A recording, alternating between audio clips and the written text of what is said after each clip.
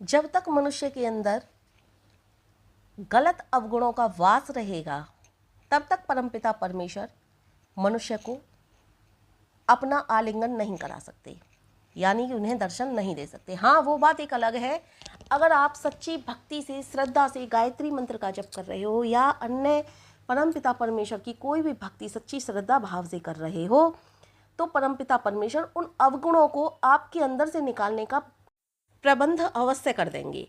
अब ये आपके अंदर है कि आप किसी मनुष्य से कितनी घृणा करते हो, कितनी नफरत करते हो, या फिर आप किसी मनुष्य के प्रति कितनी ज़्यादा आपके अंदर अहंकार की भावना आ चुकी है। क्योंकि अहंकार की भावना आप किसी को तुच्छ समझ करके तो नहीं आई है, या अपने आप को तुम कितना बड़ा मानते हो, कितना इतना ज़्यादा गुणवान समझते हो कि आपके अंदर कितना बड़ा अहंकार है, वो सब कुछ आपकी क्वालिटी के ऊपर निर्भर करता है।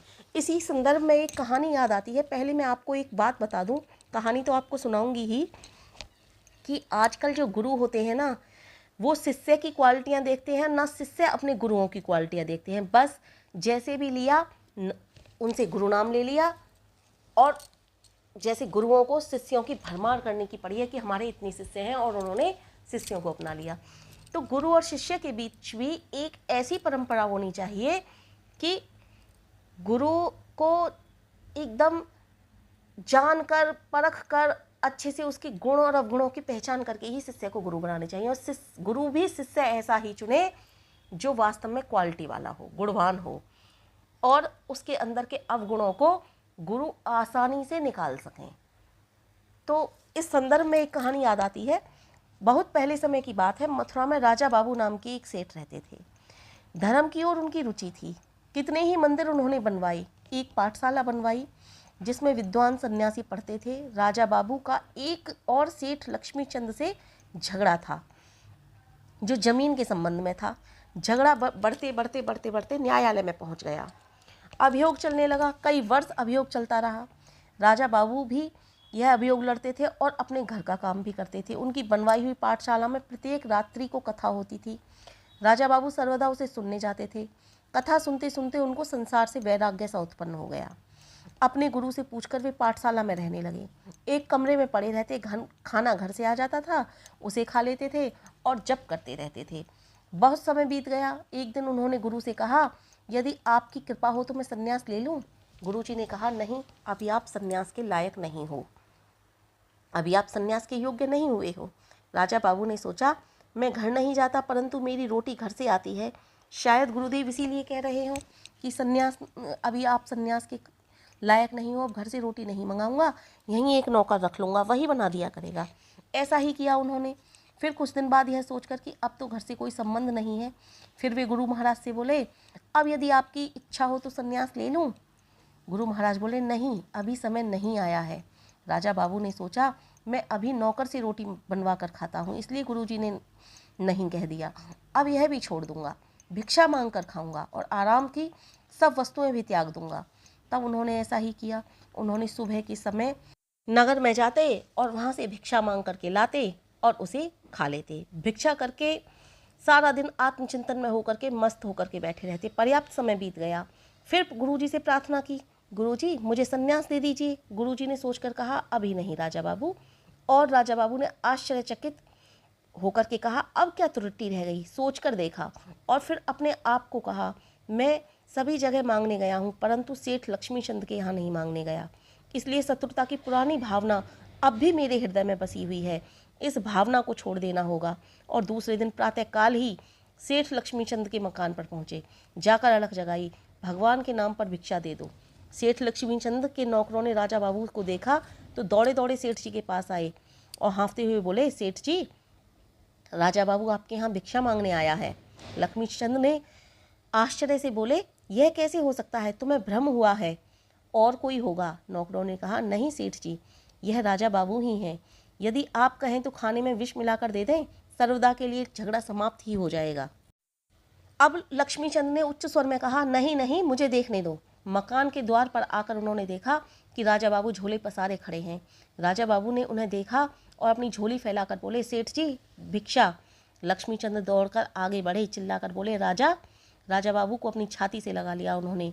राजा बाबू ने झुककर उनके चरण स्पर्श किए। लक्ष्मीचंद्र भी उनके पैरों में गिर पड़े। बोले, राजा बाबू ऊपर चलो, मेरे साथ बैठकर खाना खाओ। राजा बाबू बोले, नहीं सेठ जी, मैं तो अब भिखारी बन गया हूँ, भीख मांगने आया हूँ, भीख डाल दो मेरी झोली में। उसी समय एक नौकर भागता हुआ आया और बोला, सेठ जी आपका तार, देखिए इस तार में क्या लिखा है। लक्ष्मीचंद्र ने खोलकर पढ़ा। तार राजा बाबू के बेटों का था, कलकत्ता से आया था। हमारे पिता राजा बाबू का कहीं पता नहीं लग रहा। भूमि का झगड़ा अभी समाप्त नहीं हुआ है, किंतु इस जमीन को लेकर हम क्या करेंगे? इस तार द्वारा हम भूमि पर अपना अधिकार वापस लेते हैं। हमारे पिताजी नहीं है, आप कृपा करके हमारे पिताजी बनिए, हमें अपनी रक्षा में लीजिए। लक्ष्मीचंद्र रोते हुए बोले, नहीं नहीं, ऐसा नहीं होगा। उन्हें लिखो कि भूमि उनकी है, मुझे कुछ नहीं चाहिए, मैं पिता बनकर भी उनकी रक्षा करूंगा। आज से केवल राजा बाबू के नहीं, मेरे भी आप बेटे हो। इसके पश्चात राजा बाबू भिक्षा लेकर मुड़े तो देखा सामने गुरुजी खड़े हैं, हाथ में गेरुआ वस्त्र लिए हुए हैं। राजा बाबू को छाती से लगाकर बोले, अब तू सन्यास के योग्य हो गया। राजा बाबू, अब ये तू कपड़े पहन ले। आपको सत्य बता रही हूँ, इस कहानी को सुनाते हुए मेरा गला भर आया। इस कहानी को सुनाते हुए जिस समय राजा बाबू द्वार पर जाते हैं, भिक्षा मांगते हैं, झोली फैलाते हैं और लक्ष्मी चंद उनको देख करके उनकी आंखें भर आती हैं, उनका गला भर आता है, उस समय का सीन यदि किसी के सामने घटित हो रहा हो तो कोई ऐसा विरला व्यक्ति होगा जिसकी आंखों से अश्रुधारा न बह जाए। आप इस तरह के गंतव्य को या फिर इस तरह के वातावरण को अपने मन में सोच करके देखिए कि किसी की बहुत ज़्यादा कटुता हो, बहुत ज़्यादा शत्रुता हो और कोई इतना ज़्यादा परमपिता परमेश्वर के लिए नम्र हो जाए। पर ये परमपिता परमेश्वर, उन्होंने सन्यास किस लिए लिया? परमपिता परमेश्वर को ही तो पाने के लिए। सन्यास की मांग वो क्यों कर रहे थे? परमेश्वर के लिए ही तो। आप सोच कर देखिए, इस तरह के वातावरण में अपने आप को समझिए। आप इस तरह का वातावरण कहीं है, इस तरह की जब फिल्में भी चलती हैं ना, तो भी जो भावुक व्यक्ति होते हैं उनका गला भराता है, आंखों से अश्रुधारा निकलने लगती है। मेरा भी गला भराया इस कहानी को कहते हुए। तो यहाँ पर गुरु और शिष्य दोनों ने एक दूसरे को परखा, जांचा। गुरु ने तब तक शिष्य को संन्यास ग्रहण नहीं कराया जब तक कि उसके अंदर अवगुणों की खान थी, यानी कि धीरे धीरे वो अवगुण अपने खत्म करता गया। अंत में सबसे लास्ट वाला अवगुण जो उनके अंदर था वो भी उन्होंने समाप्त कर दिया। इस तरह से जब अवगुण समाप्त हो जाते हैं, मन के अंदर जब तक घृणा है तब तक गायत्री मंत्र का यदि आप जाप करते हो तो इससे कुछ लाभ नहीं होगा।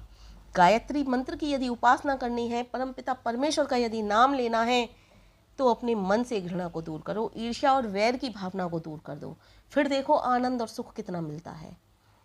ये कहानी केवल कहानी के तौर पर मत लीजिए आप, ये सच्ची घटना है। एक हो सकता है थोड़ा सा इसमें कुछ मिर्च मसाला लगा दिया हो, मैं नहीं जानती, लेकिन जिसने भी मुझे ये सुनाई, वैसे तो मैंने ये कथा आनंद स्वामी सरस्वती जी की किताब से पढ़ी, लेकिन पहले भी मैंने ये पढ़ रखी थी, पहले भी मुझे सुना रखी थी किसी ने। तो जिसने भी मुझे सुनाई उन्होंने यही कह करके बताया कि ये सच्ची घटना है।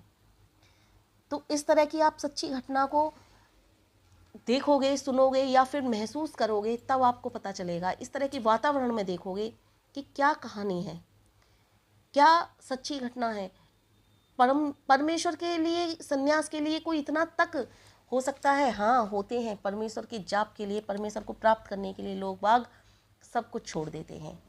तो हम एक घृणा नहीं छोड़ पा रहे, मतलब एक व्यक्ति से घृणा नहीं छोड़ पा रहे, उस परमपिता परमेश्वर के लिए अपने जो हमारे स्वयं के अपने हैं उनको हमने छोड़ दिया। तो जिस व्यक्ति से हम घृणा कर रहे हैं, इसका मतलब वो व्यक्ति उन सबसे ज़्यादा हमारे लिए खास है। तो फिर ऐसे खास व्यक्ति से क्या घृणा करनी? ईर्ष्या वैर की भावना जब तक हम नहीं निकालेंगे अपने मन से, इस घृणा को नहीं निकालेंगे, तब तक परमपिता परमेश्वर हमें नहीं अपनाएंगे। ऐसा मैं पहले भी बता चुकी हूँ 1-2 वीडियो में और आज भी बता रही हूँ।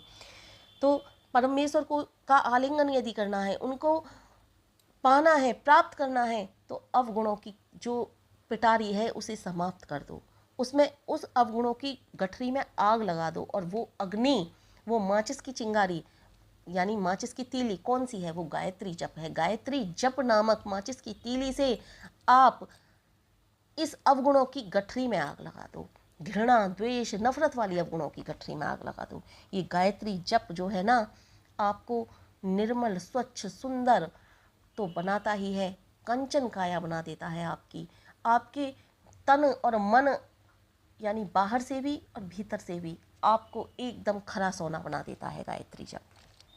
और परमपिता परमेश्वर के दर्शन तो वास्तव में हो ही जाएंगे आपको, जैसे जैसे आपका शुद्ध हृदय, चित्त निर्मल और भाव, विचार, आचार अच्छे होंगे, एक दिन परमपिता परमेश्वर आपको अवश्य दर्शन देंगे। इसलिए गायत्री जप करो तो सबसे पहले आप अपने विचारों को शुद्ध करने की कोशिश करो। हाँ, विचार शुद्ध एकदम नहीं होते हैं, ये बात सत्य है, लेकिन गायत्री जप वो सब कुछ आपके अंदर डालेंगे जिसके द्वारा ये आपके अंदर की विचारों की, गलत विचारों की गठरी समाप्त होगी। इसलिए गायत्री जप करके इन गलत विचारों की गठरी को शीघ्र, अतिशीघ्र समाप्त करने की कोशिश करो।